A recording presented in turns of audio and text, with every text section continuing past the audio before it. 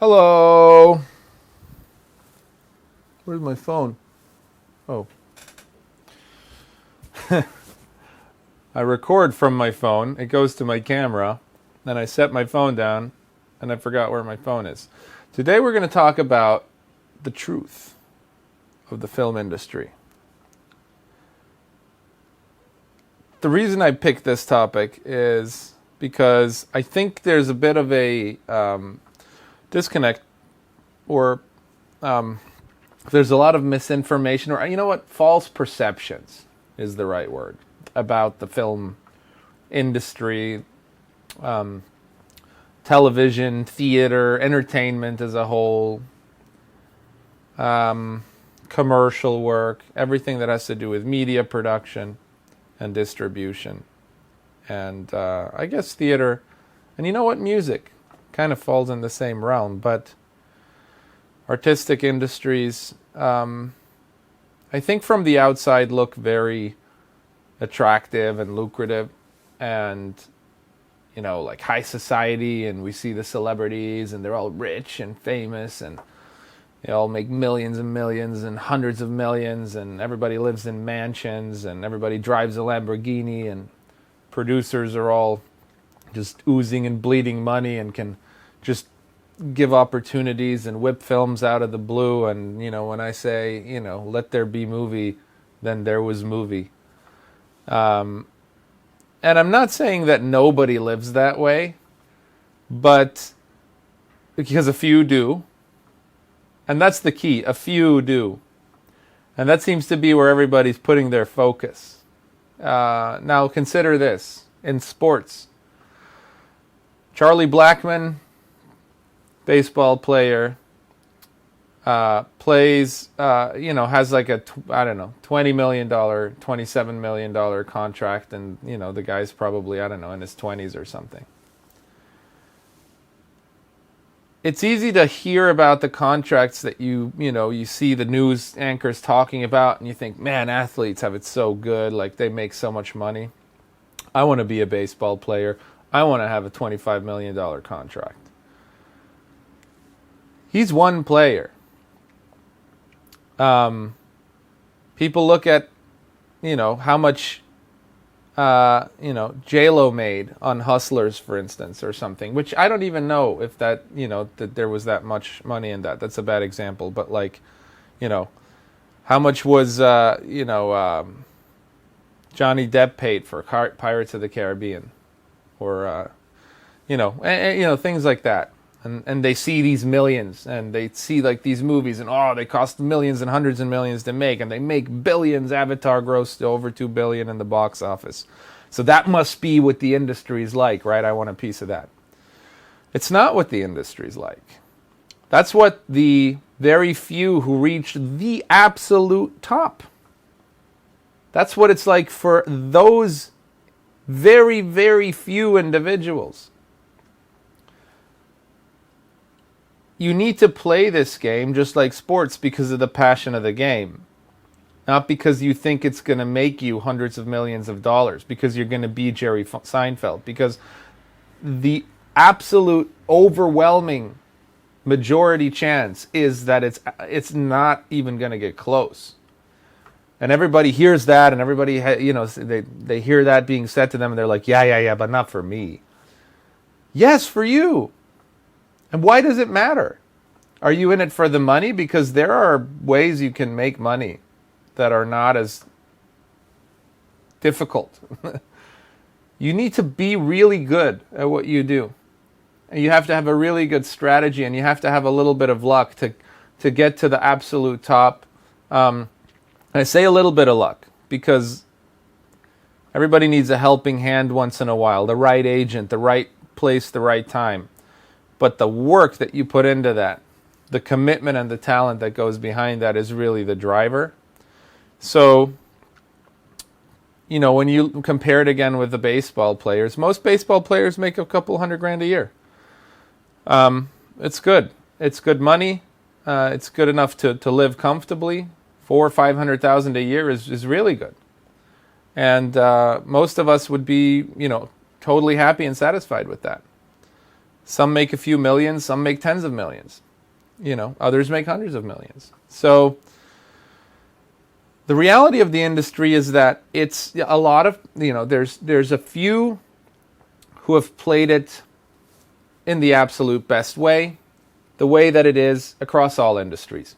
You have what Elon Musk is for tech and entrepreneurship, and Bill Gates. You have what Warren Buffett is for investment. You have what Richard Branson is for, just sort of music, like entrepreneurship. And, well, they're all entrepreneurs, but you know what I mean, like airlines, Virgin Air, Virgin Music Records, or whatever it was. Like just, you have your oil people, you have your, any space, your real estate moguls. You have the top players in every game. As the entertainment industry is no different. The commercial industry is no different. You have the Ogilvy agency. And then you have 1,000, tens of thousands other little tiny agencies that don't even touch, the advertising revenue that Ogilvy does every year. The Saatchi and Saatchis of the world, like the top players of the game. So again, keep that in mind. That's the reality, not just of this industry, of any industry. And you don't get into an industry because you want only the money and the success and the fame and the image, right? It's not wrong to kind of want that and, to be a star, to be at the top of your game. That's, if you're ambitious to, to play whatever game it is that you're playing at the highest level, that's fine. You should push yourself. That's how you become a Brad Pitt or a Halle Berry or something.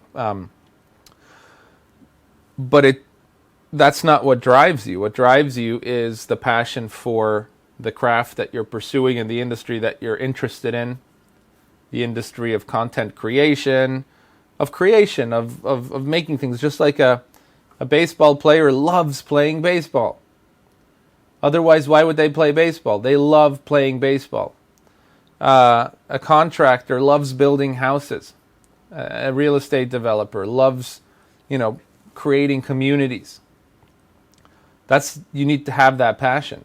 Otherwise, it's not. You're not even going to get to the point where you're making a couple $100,000 a year, if it seems like a job to you. So keep things in perspective and realize that it's okay to make smaller movies, and the reality. And here we come back down to earth. And the reality is, most people in this industry, most people, not just actors, but producers, casting directors, writers, sound people, cinematographers, you name it. Most people actually struggle. And they struggle to stay consistent. In some ways, being a gaffer, a grip, or a cinematographer, or an editor is easier and better, because you can sort of get on a lot more projects than, for instance, a producer or a director or an actor. There's generally more sort of work out there. And a producer, it takes a long time to drum up a project and get investment for it and get people attached to it and get the whole thing going. It's a big deal every time. And for a director, they need to be the right kind of director for the right kind of project, and somebody to believe in them. And, they're always up against other people and being considered against other people until they have some massive hit where everybody can just say, oh, he's a low risk. So I'm going to talk about this a little bit more with a casting director soon in another video about the risk evaluation of people in the industry and what goes into that. But for now, just sort of, there isn't a particular point to this video as like maybe tips or things like that, but more just sort of, I want you to feel okay with this, actually. Ironically, I'm saying this so that you're a little bit more at ease and know that that it's okay. People struggle, and a lot of people in the industry supplement their income with other jobs, or just are very frugal and have to live sort of to get by until they have a big enough network and enough momentum to keep getting jobs. And this, again, it goes for casting directors or for other other jobs in the industry as well. So take solace in the fact that we're all in this together. I know that's been said a lot during COVID, but like really in this industry, we're all in it together. Don't believe what you see. Don't believe what you see. The movies don't make as much money as you think they make. People are not as rich as you think they are. And a lot of people who have made money end up losing it because their roles dry up. They have a few flops. They direct a bad movie. They produce a terrible film. They screw somebody over. The fame gets to their head. They behave stupidly.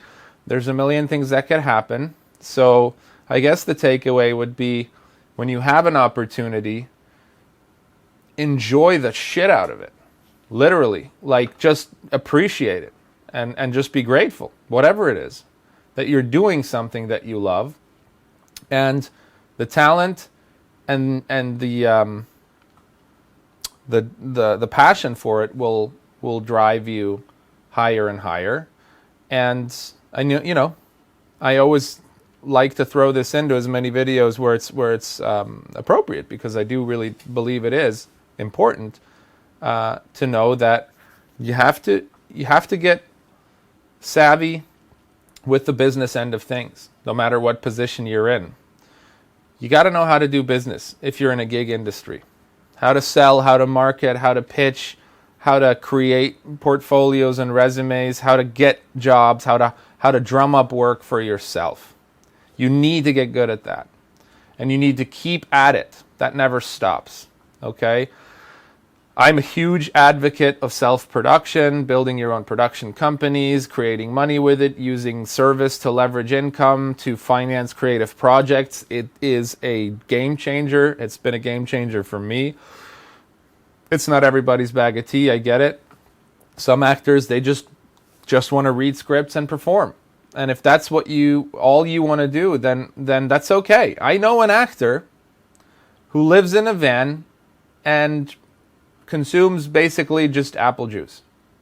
Doesn't even really eat much. Very, very, talk about minimalism, and devoted to just the craft. He's very talented. He's not on major projects, but he's growing. My personal opinion about acting is that it is a part-time gig until it's a full-time gig. You don't have to spend 8, 10, 12 hours a day working on your craft. You can spend a couple hours every night, 3-4 hours every night, doing scene studies, workshopping things, taking classes, practicing, getting better, and then you get on a set, you work, and you keep honing yourself. It's what you do it the rest of the time. Networking, sure, but not in some aimless way, not in some pointless way that has no value. And that's why I think production. If you don't have a day job and you can make your money with production, whether it's commercial or creative production or whatever it is, that's the next best thing. So you're immersed in the industry and you keep that dialogue up. You talk to people. You work with. You're either developing marketing skills or you're developing writing skills if you're writing an ad, or your production skills if you're putting a team together to shoot something. Closing clients, making money, talking, reaching out to prospects. It all sort of reflects into acting, and is all because, what is an audition? It's essentially a sales pitch. What is an actor? It's a solution to a problem, just as a video is to a business. So, what are reels and headshots and all these sites that you're on? Well, they're marketing strategies, right? They're ways.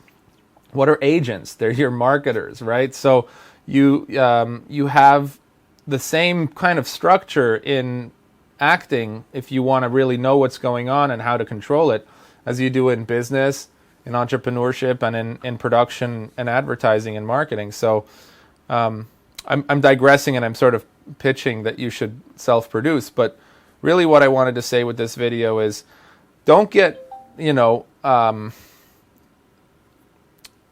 all starry-eyed by the, literally handful of stars who've become filthy rich and successful as a result of being at the top of their game.